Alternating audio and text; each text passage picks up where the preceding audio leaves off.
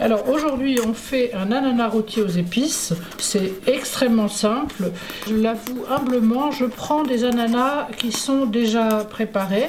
Moi j'achète la plupart du temps du bio, donc c'est pas un problème. Mais sur la qualité de l'ananas, le côté sucré, etc., on n'est jamais très sûr. Avec ce type d'ananas tout prêt, c'est vrai qu'ils sont toujours délicieux. Je vais juste tourner autour du trognon. Vous allez couper votre ananas en cubes. Bien évidemment, vous pouvez mettre de l'alcool, moi je n'en mets pas. Pour un ananas comme ça, j'ai 50 g de sucre cassonade. J'ai un mélange avec la moitié d'un bâton de cannelle, une gousse de vanille, un clou de girofle, quelques grains de poivre, un citron bio.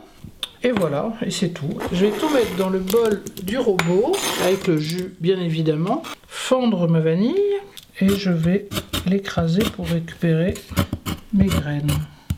Couper un peu, mais pas trop pour qu'on retrouve quand même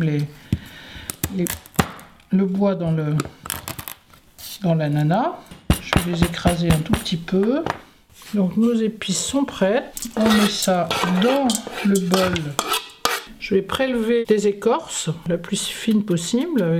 C'est mieux d'avoir des citrons bio. Quand on prend du citron, évidemment, on prend du bio quand on se sert de la peau. Mon sucre, donc 50 g, vous voyez, ça suffit amplement.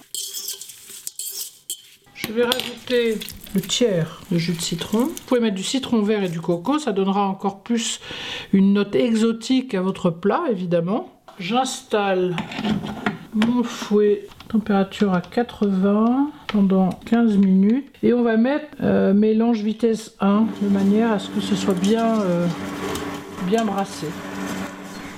Et on va faire réduire le jus de moitié de manière à le caraméliser. C'est aussi la saison des tomates vertes. Vous pouvez les faire exactement comme ça, entières avec les épices. Sinon le coin, vous le pelez, vous le faites d'abord pocher dans votre sirop d'épices et ensuite vous le faites rôtir en petits morceaux. On va remettre à chauffer.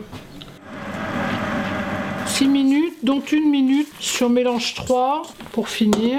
Et là, on a bien notre caramel, donc on va l'ajouter dans notre plat.